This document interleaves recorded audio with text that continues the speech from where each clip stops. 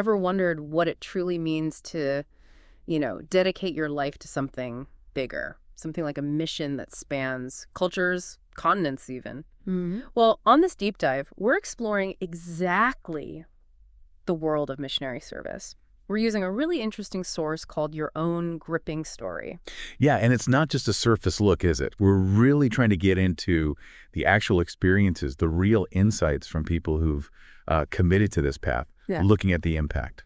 Exactly. And that's why we think it's compelling, regardless of where you're coming from on this topic. Maybe you're familiar with missionary work, maybe not at all. Right. If you're just curious about global engagement or what drives people to serve like this, or even how cultures connect, well, this look into your own gripping story should offer some valuable perspectives. Absolutely. And what makes this source feel a bit different is it's not just one person's take. No, it's a collection. Over 100 missionaries sharing their stories, their wisdom. Yeah. So think of it like getting answers straight from the source. Answers to questions you might have about this life. Questions about, say, guidance or how support organizations work. Or training, funding. Right. Funding's a big one. And just the day-to-day realities for singles, couples, families out there. So our goal today really is to dig into the most, insightful parts of this collection. We want to give you a clearer picture, maybe spark some aha moments about the realities and the potential here. Okay, so the book kind of kicks off by contrasting this path with what many might see as a normal Christian life. Right. There's a quote that really jumped out at me. But when you commit yourself to ministry through missions in God's global purpose, when you submit to the advance of his kingdom, your life becomes anything but normal. That's a strong statement. And it ties into this idea of actively, participating in something huge. The source uses pretty dramatic language, actually. It says, you can join God in beating against the gates of hell to free some from every people, tribe, tongue, and nation. Wow. Yeah, that definitely reframes faith as more than just personal belief. It's active engagement. Very active. And it's these active engagements that the book brings to life with some, frankly, amazing stories. Take this one.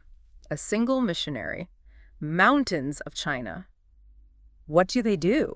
Not what you'd expect, maybe. Not at all. Starts an Italian restaurant. An Italian restaurant. Seriously. And get this. The condition for the 15 local workers getting a job was attending Bible classes. Wow.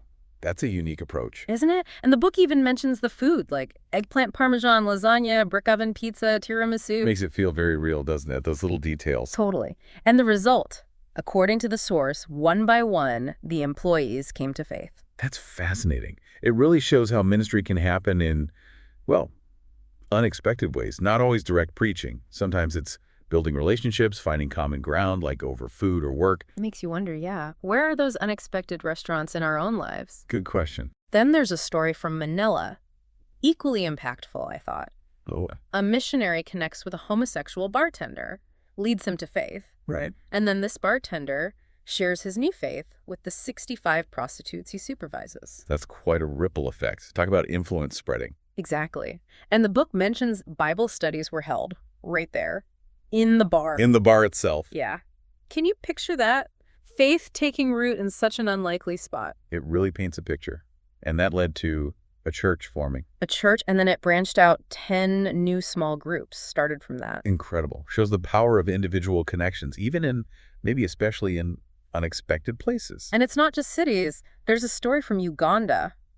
Coffee farmers during a drought. Yes, the rain. The rain. So this Christian convinces 34 non-Christian farmers to pray for rain, specifically in Jesus' name. Which must have felt like a huge leap of faith for everyone involved. Absolutely. And the source describes this immediate, tangible answer, the rain comes. Right, a downpour. And it leads these farmers to believe. It's a powerful example of faith meeting really basic practical needs. Yeah, and how answered prayer can be such a direct catalyst. There's another one, too, about training that felt really significant. Costa Rica.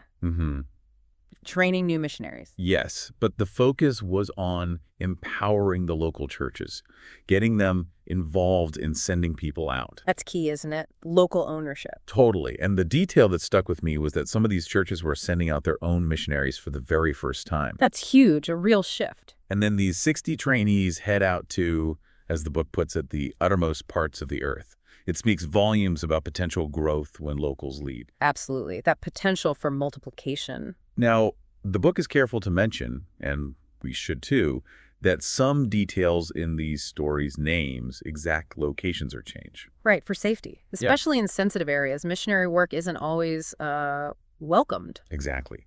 But the source emphasizes the core truth is real. The events, the individuals, the miracles, the impact is real. And that's kind of the value of this source, isn't it? It offers a window into a world many of us just don't see up close. Like the authors say, it's easy enough to find a firefighter or a doctor to talk about their job. Yeah, you can ask them questions. But getting that kind of firsthand insight into missionary life, it's often much harder. Right. So this book kind of bridges that gap. It's structured around those key questions people have. Those 5 categories you mentioned earlier. Yeah. Guidance, the agencies involved, the training needed, funding mechanisms, and then the personal side of singles, couples, families. Covering the main bases, really.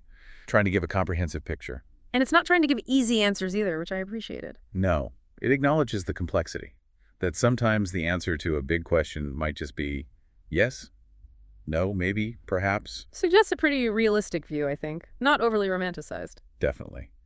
The aim seems to be helping people understand through the discovery process of those who've actually done it.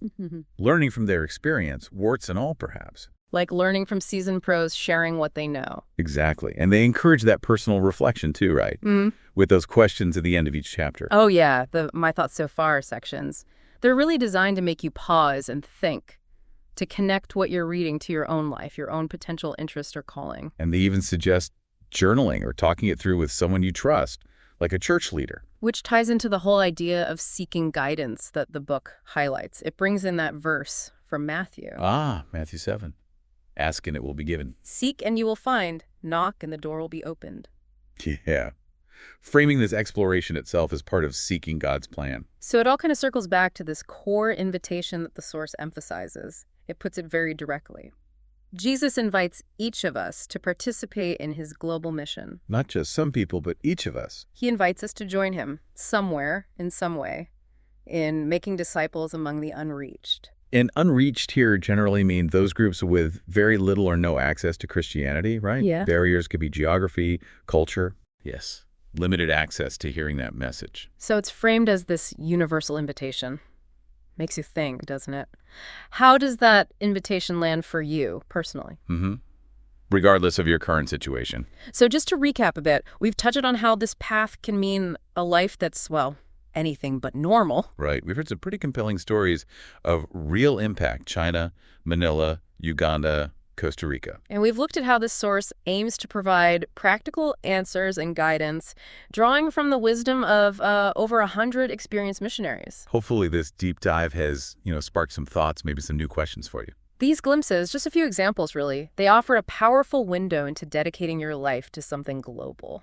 Which leaves us with a final thought. Maybe something for you to mull over. Considering these stories, these insights, what might it look like for you to participate in something beyond your current horizon, whatever, and wherever that horizon might be?